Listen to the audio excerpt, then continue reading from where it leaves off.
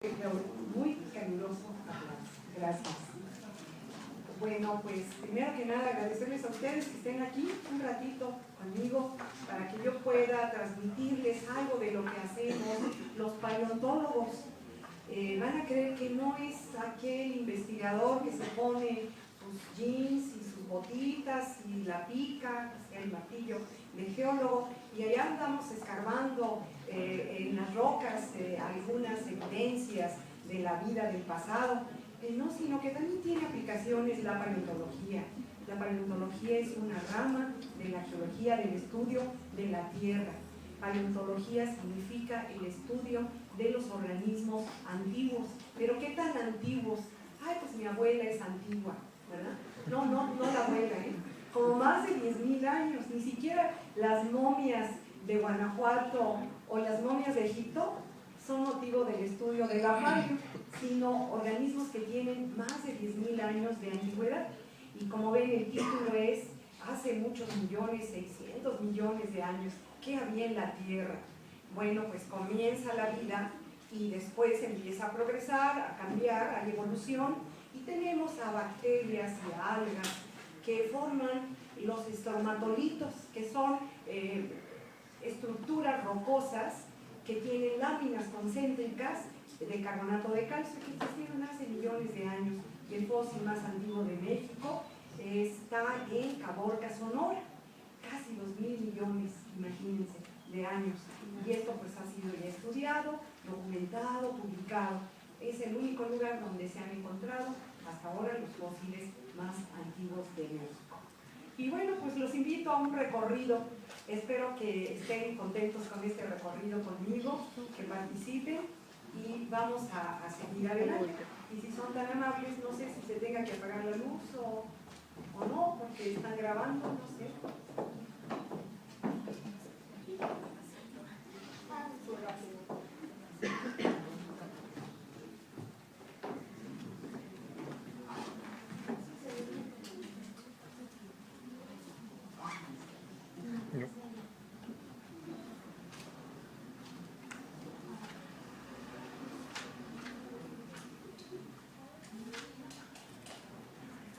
Creo que se ve mejor, ¿verdad?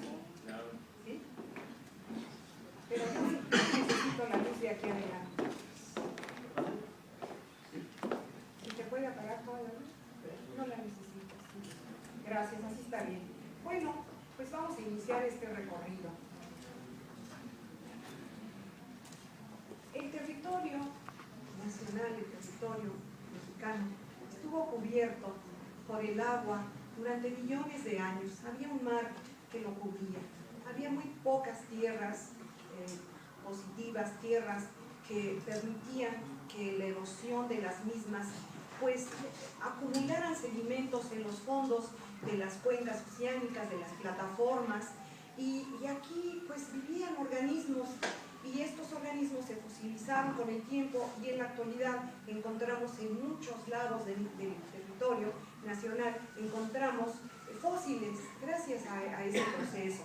Como ven ustedes, el mar es un gran productor de organismos. Aquí hay una diversidad que se los puedo mostrar. Hay erizos, los sand dollars que le llaman, o las meditas. Tenemos aquí ostras, tenemos caracoles. Por ahí hay una acumulación a la orilla del mar, pero esto pues es muy obvio. Pero en el fondo del mar también todos los organismos que mueven en la superficie, que son arrastrados por corrientes, tanto del continente como en el propio mar, bueno, pues son sepultados por la sedimentación, la continua sedimentación. Y estos organismos pues tuvieron posibilidades de fosilizar. No todo lo que muere fosiliza. Tenemos muchísimas especies en la actualidad, más de 10 millones, y en el pasado 130.000 especies de fósiles, no más. ¿Por qué? Porque al morir estamos todos sujetos a destrucción por agentes biológicos, los hongos, las bacterias. Por ahí hay un dicho que dice que el muerto y el arrimado a los 3 días apesta, ¿no? Por eso nos tienen que enterrar pronto cuando morimos. ¿Por qué? Porque las bacterias y los hongos empiezan a actuar en el organismo, pero también cambios de temperaturas, arrastres, el fenómeno de óxido-reducción, que es un fenómeno químico. Entonces, no todo lo que muere tiene posibilidades de transformarse en fósiles. Sin embargo, cuando tienen los organismos estructuras duras como los esqueletos, como por ejemplo también la madera, que tiene la lignina, pues tienen más posibilidades de fosilizarse, porque el agua, que es el solvente universal, lleva consigo minerales y los organismos se petrifican y podemos encontrarlos en la actualidad. Les voy a mostrar a ustedes algunas de las diapositivas. Bueno, esto para seguir adelante con la conferencia. ¿Qué son los fósiles? Son evidencias directas. ¿Por qué? Porque hay fósiles maravillosamente conservados, como los mamutes de Siberia, que están congelados y que se obtiene la carne, la sangre, todo se obtiene del mamut. Y también, por ejemplo, inclusiones en ámbar, en fin, son aquellas momificaciones, hay mandriles, hay un rinoceronte momificado en Galicia, pero no España, sino en Polonia, un mandril en África, y están secos, ¿no? Pero les decía, las momias de Guanajuato y las de Egipto, que son más grandes, de más edad, no son fósiles. La calidad para que un organismo sea fósil, y esto pues fue un tratado que se hizo hace mucho tiempo, tiene que tener más de 10.000 años. Lo que es más joven es motivo de la arqueología y de la antropología. Bueno, entonces son evidencias directas, porque ahí está todo, ¿no?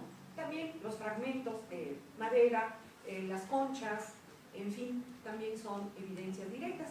Pero hay evidencias indirectas, que es el camino de los organismos a través de sedimentos de las orillas de los ríos, en los lagos, en los fondos marinos, de cualquier organismo invertebrado o vertebrado. Se han encontrado pisadas de hombres muy antiguos en África, pisadas de un hombre mayor con un niño, en fin, solamente 2 pisadas. Se han encontrado, tenemos también depósitos de materiales producto de la acción de bacterias y hongos, como el grafito, el carbón, que son, pues son parciales, ¿no?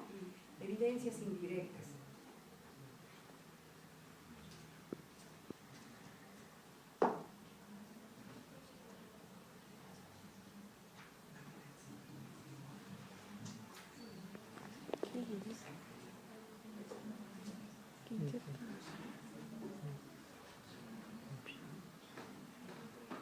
Aquí tienen ustedes a una termita conservada en ámbar.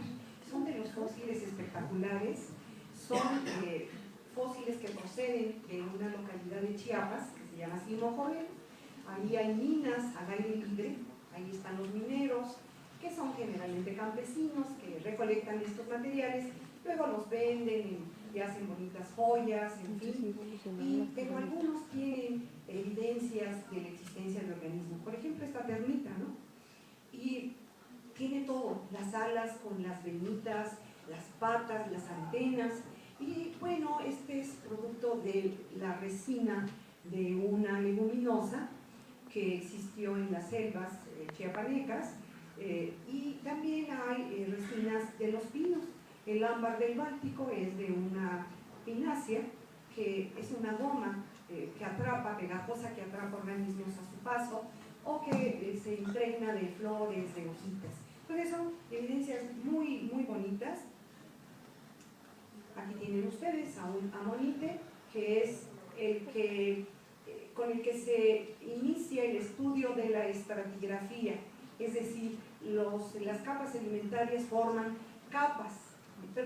estratos, y esos estratos pueden también capturar a organismos, y con este grupo de los amonites, que son descendientes de los nautiloideos, pero los nautilos llegan hasta nuestros días, fueron sus padres. Estos se extinguen al final del Cretácico junto con los dinosaurios, son marinos y se utilizan para saber la edad de las capas, que es una de las aplicaciones de la paleontología.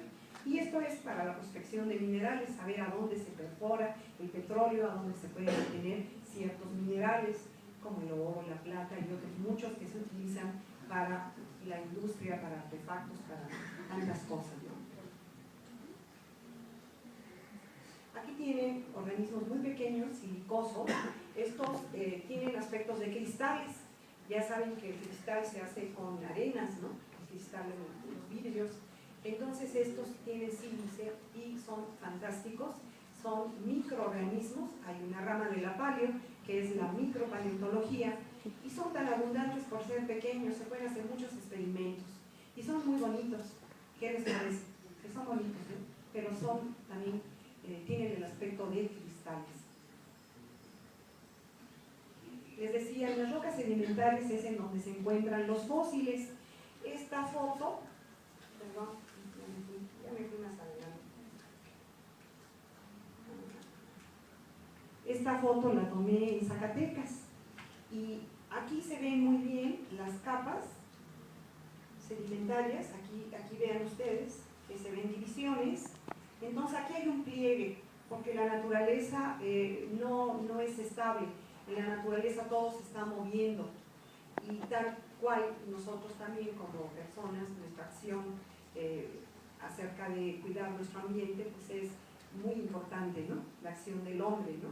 Las acciones antropogénicas son muy importantes para cuidar nuestros ambientes, pero la naturaleza por sí misma no es estable, es inestable. Se tiene que lograr un equilibrio a través de todos los millones de años, en fin. Bueno, vamos a seguir. Los fósiles son indicadores estratigráficos. En secuencias estratigráficas al mismo nivel, vean en la ABC, tenemos diferentes tipos de rocas que se representan con ciertos puntitos, por ejemplo, las areniscas, las calizas como si fueran ladrillos, en fin, las lutitas más finas se representan así, que son lodos. Y aquí se ve cómo este organismo puede ser correlacionable con esta parte, que está al mismo nivel, y este con esta parte. Entonces los fósiles son indicadores estratigráficos.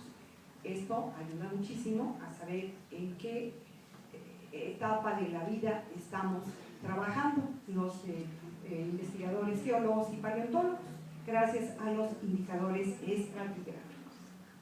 Y también son los fósiles indicadores geológicos de la vida del pasado, indicadores geográficos, porque el mundo pasado, el mundo de la Pangea, ese mundo unitario, estaba formado por Eurasia, fíjense, está pegada a América, por aquí está Aguascalientes, África, India, Australia y la Antártida, y había un gran mar que se llamaba el mar de la Pantalacia.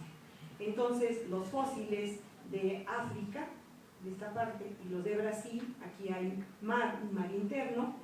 Estos fósiles son muy parecidos del lecho que se llama Glossopteris, de un reptil que se llama Mesosaurus, y esto nos indica que hay una proximidad en las tierras, porque este mar interno después se va a transformar en ese gran Atlántico que conocemos ahora, y evidentemente pues una planta no puede trasladarse, aunque haya vientos y eso, a través de muchos kilómetros de distancia entre los continentes. Ahora entonces los fósiles son indicadores de la geografía del pasado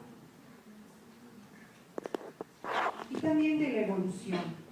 Aquí tienen una serie del elefante y las hay también de invertebrados, las hay en los invertebrados tenemos series, por ejemplo la ballena, que era continental, vivía en el continente y después a través de cambios es marina.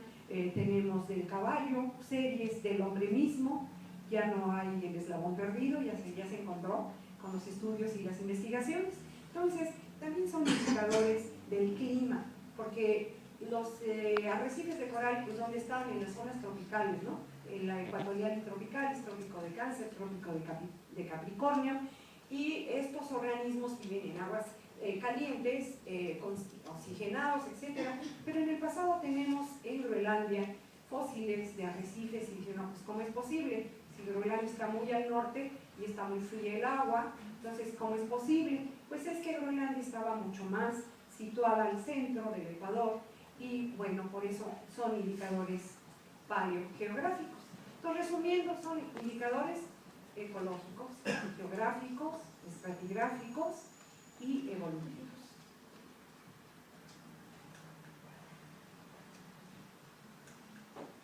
Vamos a ver panoramas que fueron hechos con bases científicas.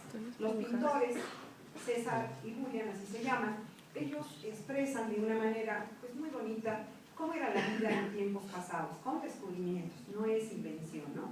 Y tenemos que en el Cámbrico, hace 540 millones de años, había trilobites, había esponjas silíceas, había medusas, algas, en fin, había todo este grupo, sobre todo los trilobites que eran muy abundantes, y estas esponjas. Y van a decir, bueno, nos dijo que para que un organismo se fosilice se necesita que tengan estructuras duras, y las medusas tienen un 90% de agua en el cuerpo aproximadamente, de tal manera que cómo es posible que hay medusas de tanta antigüedad, ¿no? Se han encontrado en Australia porque tienen estómagos, mesenterios se llaman, y son de simetría tetrámera, tienen divisiones de 4 partes, y aquí hay comida. Entonces al caer el sedimento muy fino lograron dejar su impresión, y se sabe, se han hecho experimentos que se trata de medusas. Como ven, es una conservación increíble, ¿no?, de la naturaleza. Bueno, vamos a ver el silúrico. Aquí dice cuántos millones de años, 400 millones.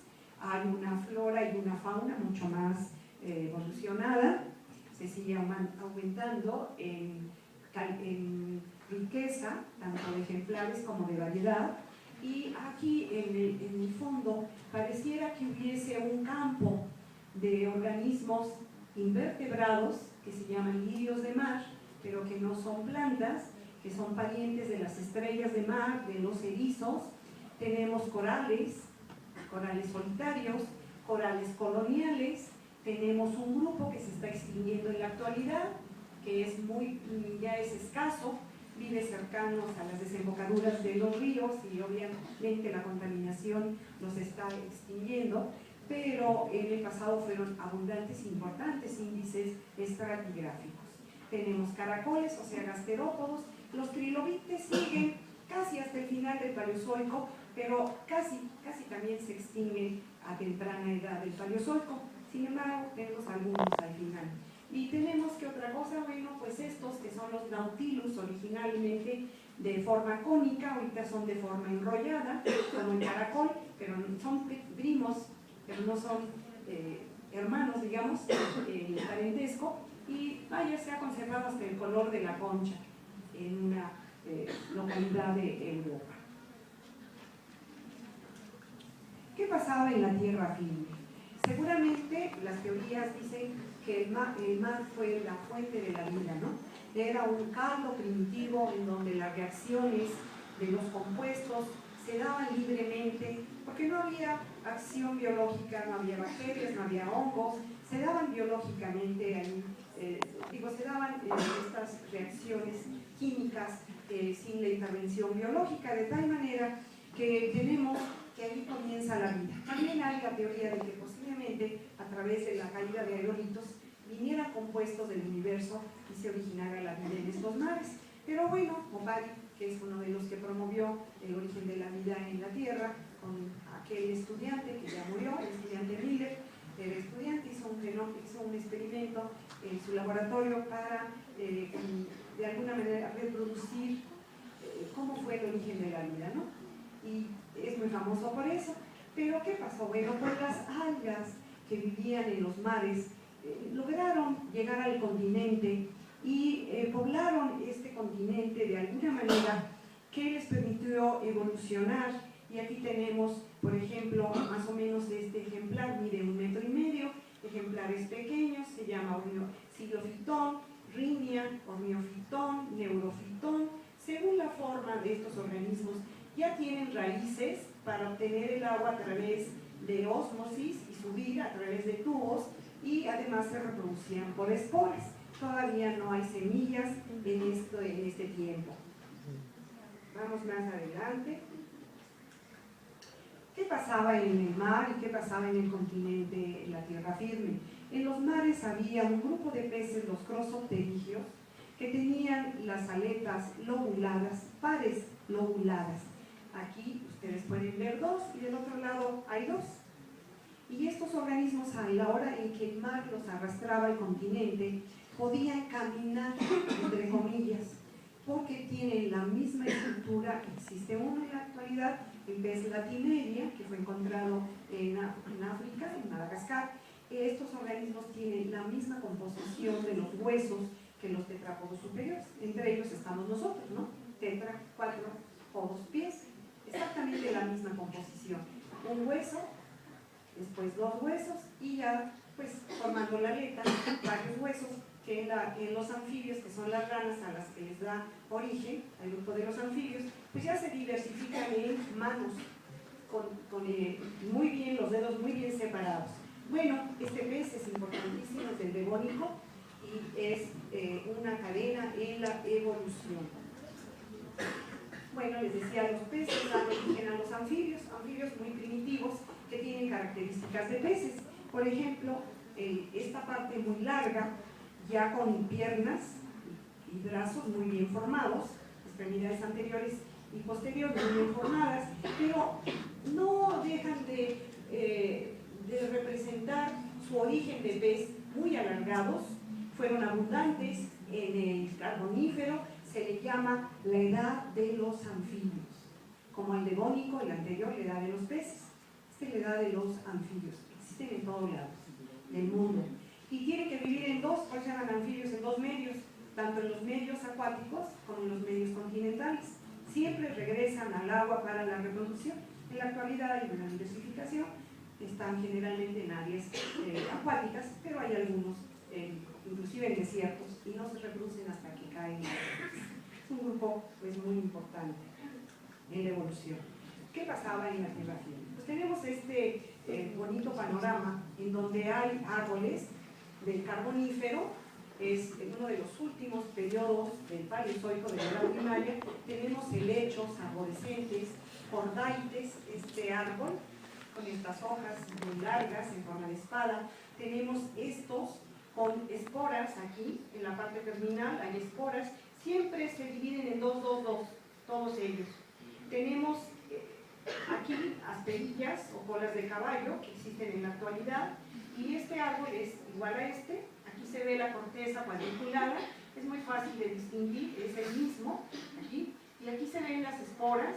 Tenemos helechos también trepadores que se enredaban en los árboles.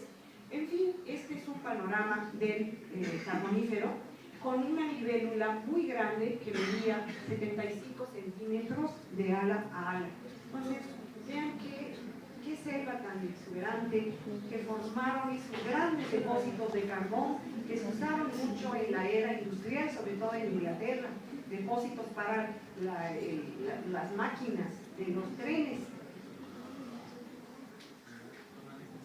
En ese tiempo, poquito después, existió una gran rana, la rana Elliot, que esta rana tenía 1,5 metros de longitud, pero déjenlo de una ranota, ¿no? Da lo mismo. Sino que algo importante en la evolución, todavía no se da ese cambio que tuvimos todos los tetrápodos superiores a la rana. ¿A qué me refiero? En que las extremidades eran muy laterales y no tenían ese giro que sufrieron organismos posteriores que permitían pues la graciosa huida ante los depredadores, ¿no? Estas ranas se arrastraban con la panza y en un momento dado pues, eran atrapadas hasta por los mismos, ¿no? O por otros. Entonces, en la evolución hay un giro de las extremidades, tanto anteriores como posteriores, y eso es favorable para todos. Cuando gateamos de chicos, no lo hacemos sobre nuestro estómago, ¿no? Lo hicimos levantando el cuerpo. Lo mismo les decía yo, los cocodrilos levantan el cuerpo cuando salen del agua y caminan a prisita, ¿no? Son veloces en los lagos, donde viven, en los pantanos, pero cuando salen, levantan el cuerpo. Y este es algo muy importante en la evolución. Este animal se extingue, tiene una antigüedad de 240 millones de años. Y vamos a la siguiente. ¿Qué había en los mares también? El Mesosaurios es un reptil más o menos de 1 metro, de hace 240 millones, y este es uno de los reptiles que se han encontrado en Brasil y se han encontrado en África, y son pruebas de que existió una cercanía entre los continentes. Después, por la acción de la tectónica de placas, se forma la dorsal del Atlántico y se separan los continentes y se siguen separando todavía en nuestros días. En tierra firme, pues al final del Paleozoico hay una gran extinción de la flora y de la fauna, tanto continental como marina. Y hay cambios. Entonces al Mesozoico se le llama la era de las cicas y la era de los dinosaurios. Este Mesozoico tiene estas plantas. La Williamsonia es una cica esbelta, como palmera, pero no tiene nada que ver con las palmeras. Y esta otra que tiene el tronco voluminoso, estas no son flores, son fructificaciones, pero no son de flores. Aquí tienen ustedes ramas, les decía, ramas que se bifurcan dicotómicamente y que se parecen a helechos. Estas plantas fueron muy abundantes. Los dinosaurios herbívoros se comían estas plantas. Tenían los dinosaurios mollejas con piedras para molerlas, porque viven en la actualidad, son fósiles vivientes, son muy duras. Al tocar una hoja se lastima uno las manos. Y pues los dinosaurios, como los pollos de ahora, se tragaban piedras. Se han encontrado en los abdómenes de los dinosaurios, se piensa que había una molleja para masticar muy bien estas plantas que eran pues muy duras.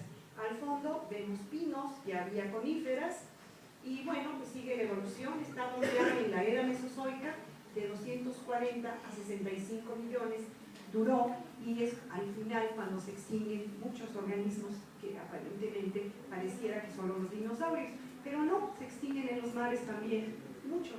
Por ejemplo, los amonites que les mostré al principio. Bueno, pues todos conocemos a los dinosaurios, ¿quién no, verdad? Y aquí tienen a el estegosaurio. Es interesante, era herbívoro. Cuentan que un profesor francés que les enseñaba paleo a sus estudiantes y decía: miren, son terribles los dinosaurios carnívoros, se comían a los demás. Y un día, estando él en su recámara dormido, llegan sus estudiantes que eran muy traviesos y entonces se disfrazan, ¿no?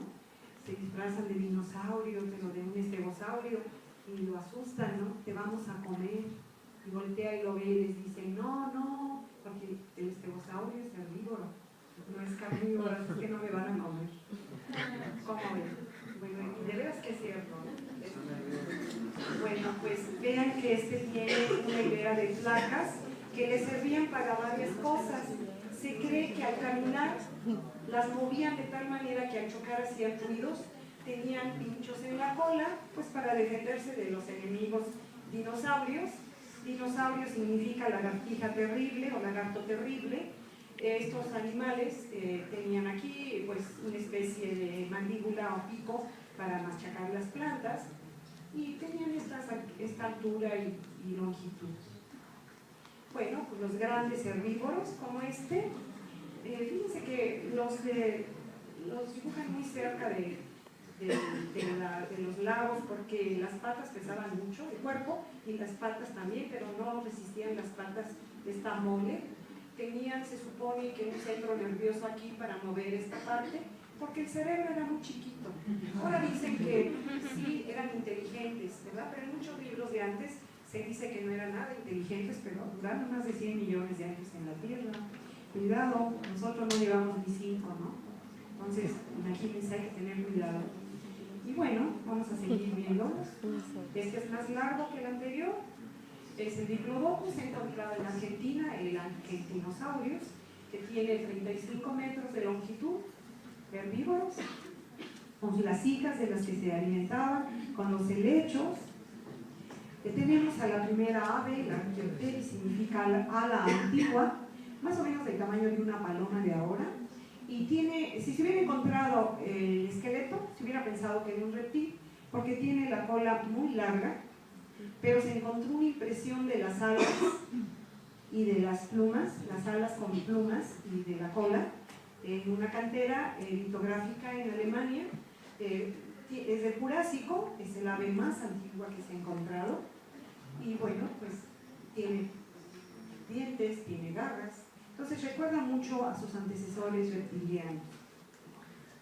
El gran T-Rex, ¿no? El gran dinosaurio, el Tyrannosaurus Rex, persiguiendo a estos otros dinosaurios picos de pato, que son de los que llegan al final. Se han encontrado en Coahuila, hay esqueletos, y siguen encontrando cosas en Coahuila.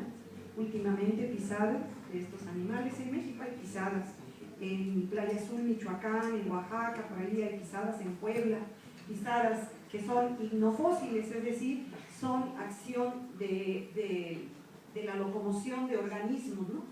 Es un organismo que se extingue al final junto con otros. No todos los dinosaurios, todos los que existieron, se extinguen en conjunto al final del Cretácico. Fueron extinguiéndose paulatinamente, pues en 100 millones de años, pues hubo extinciones paulatinas del grupo, ¿no? Como sucede con todos los organismos, tanto plantas como animales. Pues aquí tenemos el mar. Había este gran cocodrilo que estaba esperando que bajara el pteranodon, que bajara a pescar. Estos animales no son parientes de las aves, su composición de las alas es diferente, es una membrana, es como la de los murciélagos, exactamente, sí, que son mamíferos, ¿no? Pero estos pues eran reptiles, grandes reptiles, que migraban muchísimo de continente a continente para criar. Y estos los dinosaurios, pues 18 metros, imagínense, cocodrilos de 18 metros. Estos animales fueron los últimos del Cretácico que se extingue. Monoclonius son los ceratópsidos. Este tiene una sola protección en la parte anterior del cuerpo, un cuerno. No tiene nada que ver con los rinos. ¿Y ahora por qué me fui al principio? Me quiero morir.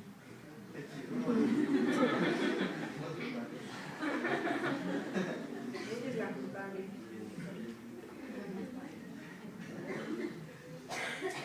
Bueno, les decía, hace 65 millones de años algo pasó en la Tierra. Cayó un meteoro, que si fue un aerolito, que si fue un cometa, pues no se sabe. Para no equivocarnos, se dice meteoro. Cayó a la Tierra en la península de Yucatán, se está estudiando en Chicxulub, y hay investigadores de geofísica, de geología, que están estudiando todas las consecuencias de la caída de este meteoro. Hubo una terrible hecatombe, muchas bombas atómicas, ¿no?, en potencia. Se oscurece el cielo hace muchos años. Entonces los grandes organismos desaparecen de la Tierra, los dinosaurios, plantas. En el mar también hubo grandes catastróficas extinciones de muchos animales invertebrados. Y bueno, pues estos animales fueron de los últimos que existieron en ese tiempo. Y vamos a pasar ahora a otra época de vida, hace 45 millones de años. El terciario, esta es una diapositiva un poquito antigua. En el terciario ya lo descontinuaron. Los estratígrafos ya no les gustó la palabra terciario, pero sí dejaron el paleozoico como primaria, era primaria, el mesozoico era secundaria, ¿no? Entonces era lógico terciario, ¿verdad? Pues ya lo descontinuaron, háganme el favor, porque sí dejaron cuaternario. Pero a mí me gusta terciario porque es lógica, ¿no?, la sucesión. En el ahora le llaman paleógeno neógeno. Entonces, en las tablas formales del 2003-12 ya tiene cambios. Pero en el terciario, de manera didáctica vamos a decir, había coníferas como estas que viven en los pantanos con sus raíces adventicias. Aquí hay un tapir, y esto es hace 45 millones de años. Vamos para adelante. Aquí está uno de los elefantinos más atractivos, el Deinotherium. Como ven, tiene las defensas hacia abajo, de tal manera que se extinguen en el Mioceno. Vivieron, aquí hay una serpiente, se extingue. Tal vez esto no era muy bueno para su vida, ¿no? Y se extinguen, sin embargo, siguen los elefantinos. Bueno, ahora seguimos en la evolución. Aquí tienen un mamífero, que es un marsupial, que en el sur de México le llamamos tlacuaches. Los tlacuaches, no sé si aquí esta palabra es común. Los tlacuaches, por ahí hay una canción, ¿no?, de Gabriel Soler, ¿no? Ahí va el tlacuache con sus cachivaches, ¿no? Algo así dice la canción, ¿no la han oído? El cachivache, en la panza, porque son marsupiales, tienen una bolsa en la parte ventral que se llama marsupio, y ustedes conocen algunos, ¿no? En Australia, por ejemplo, los canguros, el koala es un marsupial, no es un oso, es un marsupial, que es muy bonito el koala. Hay lobos marsupiales, el gran demonio de Tasmania, en fin, pero pasaron a través de la Antártica. Existen en Australia una gran variedad porque se separó rápido, pero antes de que se separara de América, con la deriva continental o tectónica de placas, en su concepción moderna, sí pasaron marsupiales y llegaron hasta México y tal vez llegan hasta el sur de Estados Unidos. Entonces, bueno, pues vamos a hablar ya de mamíferos. Las zarigüeyas son bastante bonitas, a los hijitos los tienen en la bolsa, porque necesitan cuidarlos mucho, nacen imperfectos. Y la bolsa tiene las mamas en forma de tripas, en forma de cordones, y allí se pegan los chiquitos. Y bueno, se han encontrado canguros de 3 generaciones en Australia que los han cazado. Antes los cazaban mucho, ¿no? Y se han encontrado la abuela, la hija y la nieta en sus bolsas. Y como una gran dependencia, ¿no? A veces los humanos tenemos esa dependencia. Vamos queriéndonos meter a la bolsa, ¿no? Siempre. Bueno. Ahora vamos con los primates, los más evolucionados. Miren, en la naturaleza no hay nada inferior. Hay animales y plantas primitivas, pero no hay nada inferior en la naturaleza. Si ustedes ven el organismo más pequeño, el unicelular, el mosquito, que es pluricelular, cualquier animalito, la planta, todos tienen una maravilla, ¿no?, que enseñarnos, que se ven al microscopio, desde luego los muy pequeños. Pues nada hay inferior en la naturaleza. Hay organismos primitivos. Bueno, pues los primates, no quiere decir primitivos, sino los más evolucionados, los primeros, estamos representados por muchos organismos, y tenemos a los táxidos y lemúridos que vienen desde el Eoceno, tienen el tamaño de una ardilla, como ven, tienen, ay Dios, que si me quieres hacer favor, no sé qué pasa con eso. Bueno, no pasó en la conferencia anterior, no pasó en la conferencia anterior que di hace rato en muchachos de la prepa, ¿no?, de bachillerato. Bueno, resulta que a ver, me voy a la anterior. Pues resulta que estos organismos tienen una visión estereoscópica como la de nosotros. Esta visión estereoscópica es para ver en 3 dimensiones, porque fíjense que viven a 30, 40 metros del suelo, son arbóreos. El lemur significa fantasma, porque son muy silenciosos en el día, pero en la noche aúllan, tienen una vida nocturna activa. Y las legiones romanas que llegaron a Madagascar, viven ahí, dijeron, ¿por qué aúllan? ¿Quiénes son? No los encontraban, y les pusieron lemures, que significa fantasmas. Y son primates muy interesantes porque tienen esa visión estereoscópica, los ojos hacia adelante, que ven en 3 dimensiones.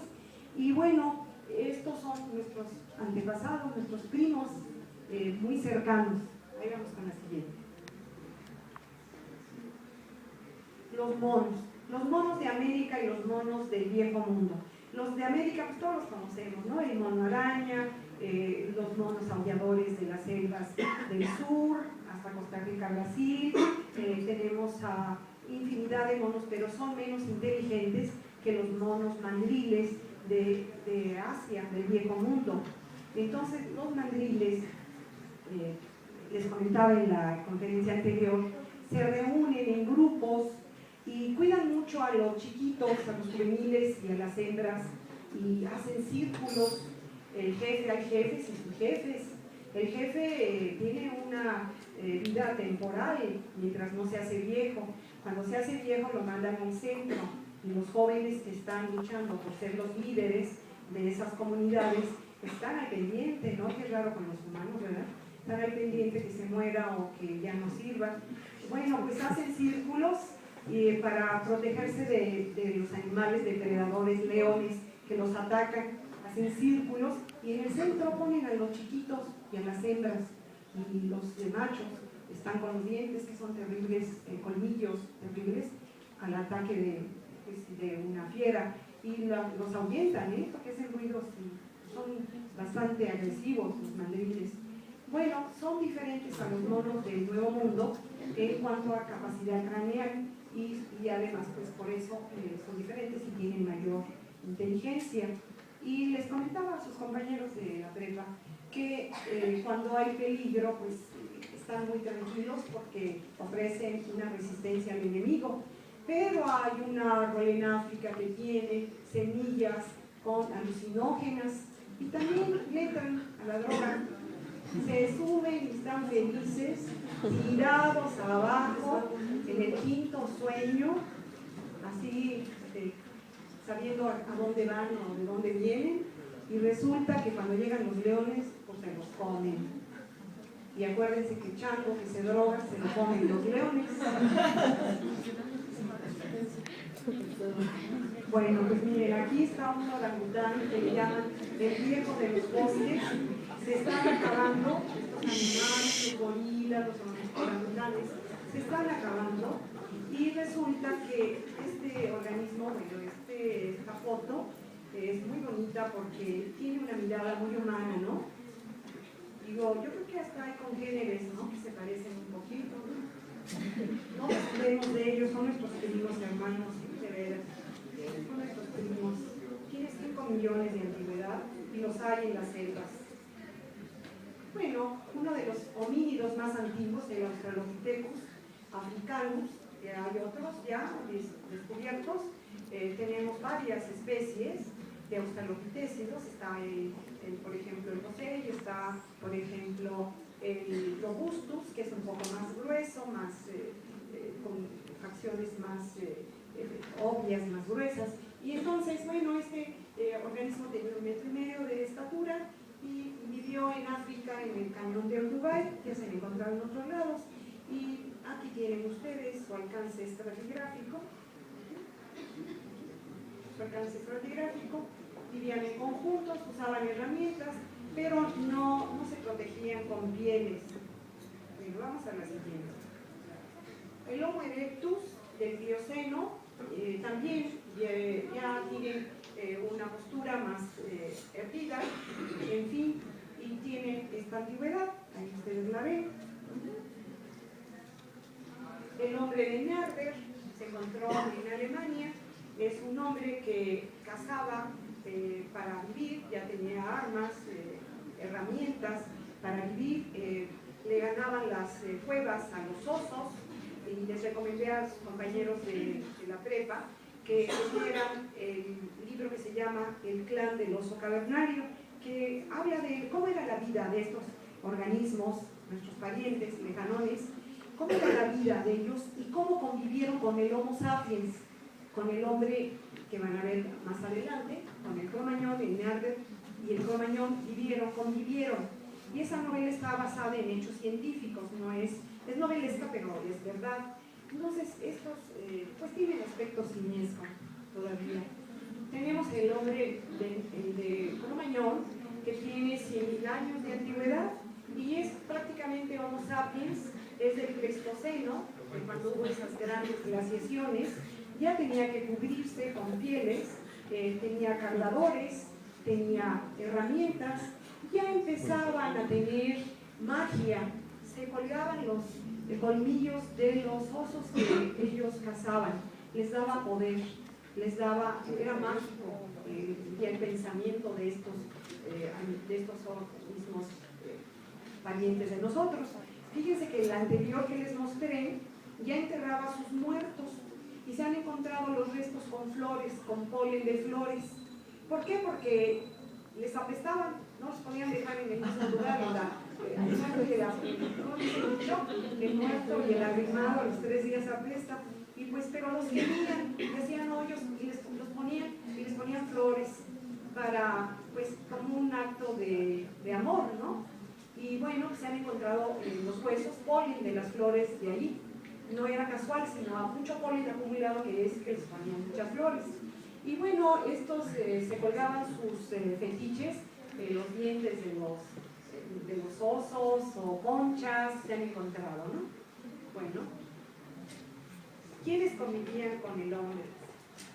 Pues convivía el gran Megaceras, es un ciervo gigante del Pleistoceno de hace 10.000 años, había lobos, como ven ustedes en esta diapositiva, y después el hombre domesticó a los lobos y los tenemos como nuestras mascotas, ¿no? Hay que cuidar a las mascotas porque son seres vivos que a veces los apaleamos o no les damos de beber o de comer, en fin.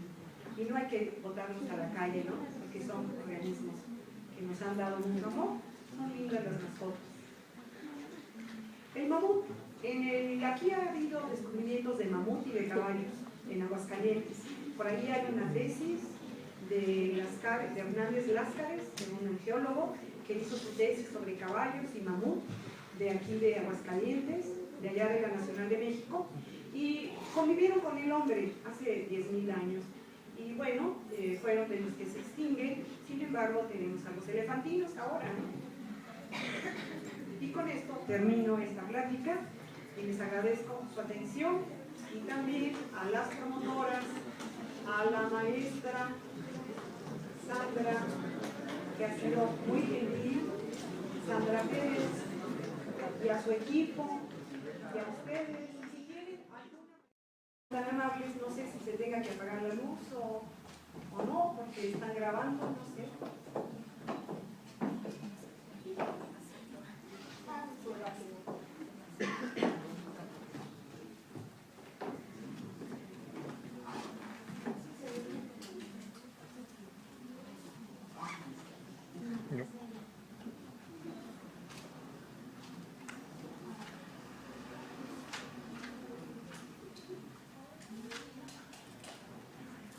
Creo que se ve mejor, ¿verdad? ¿Sí? Pero yo necesito la luz de aquí adelante. ¿Y se puede apagar toda la luz? No la necesito. Gracias, así está bien. Bueno, pues vamos a iniciar este recorrido. El territorio nacional, el territorio mexicano, estuvo cubierto por el agua, muy caluroso. Gracias. Bueno, pues primero que nada agradecerles a ustedes que estén aquí un ratito conmigo para que yo pueda transmitirles algo de lo que hacemos los paleontólogos. Van a creer que no es aquel investigador que se pone sus jeans y sus botitas y la pica, el martillo de geólogo, y allá andamos escarbando en las rocas algunas evidencias de la vida del pasado. No, sino que también tiene aplicaciones la paleontología. La paleontología es una rama de la geología del estudio de la Tierra. Paleontología significa el estudio de los organismos antiguos. ¿Pero qué tan antiguos?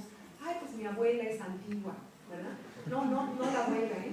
Como más de 10.000 años. Ni siquiera las momias de Guanajuato o las momias de Egipto son motivo del estudio de la paleo, sí, por corrientes, tanto del continente como en el propio mar. Bueno, pues son sepultados por la sedimentación, la continua sedimentación. Y estos organismos pues tuvieron posibilidades de fosilizar. No todo lo que muere fosiliza. Tenemos muchísimas especies en la actualidad, hace 10 millones, y en el pasado 130.000 especies de fósiles, no más. ¿Por qué? Porque al morir estamos todos sujetos a destrucción por agentes biológicos, los hongos, las bacterias. Por ahí hay un dicho que dice que el muerto y el arrimado a los 3 días apesta, ¿no? Por eso nos tienen que enterrar pronto cuando morimos. ¿Por qué? Porque las bacterias y los hongos empiezan a actuar en el organismo, pero también cambios de temperaturas, arrastres, el fenómeno de oxidorreducción, que es un fenómeno químico. Entonces, no todo lo que muere tiene posibilidades de transformarse en organismos que tienen más de 10.000 años de antigüedad. Y como ven, el título es hace muchos millones, 600 millones de años, ¿qué había en la Tierra? Bueno, pues comienza la vida y después empieza a progresar, a cambiar, a la evolución, y tenemos a bacterias y a algas que forman los estromatolitos, que son estructuras rocosas que tienen láminas concéntricas de carbonato de calcio que existieron hace millones de años, y el fósil más antiguo de México está en Caborca, Sonora, casi 2.000 millones, imagínense, de años, y esto pues ha sido ya estudiado, documentado, publicado. Es el único lugar donde se han encontrado hasta ahora los fósiles más antiguos de México. Y bueno, pues los invito a un recorrido. Espero que estén contentos con este recorrido conmigo, que participen, y vamos a seguir adelante. Y si son durante millones de años, había un mar que lo cubría, había muy pocas tierras positivas, tierras que permitían que la erosión de las mismas pues acumularan sedimentos en los fondos de las cuencas oceánicas, de las plataformas, y aquí pues vivían organismos, y estos organismos se fosilizaron con el tiempo, y en la actualidad encontramos en muchos lados del territorio nacional, encontramos fósiles gracias a ese proceso. Como ven ustedes, el mar es un gran productor de organismos. Aquí hay una diversidad que se los puedo mostrar. Hay erizos, los sand dollars que le llaman, o las melitas. Tenemos aquí ostras, tenemos caracoles. Por ahí hay una acumulación a la orilla del mar, pero esto pues, es muy obvio. Pero en el fondo del mar también todos los organismos que mueven en la superficie, que son arrastrados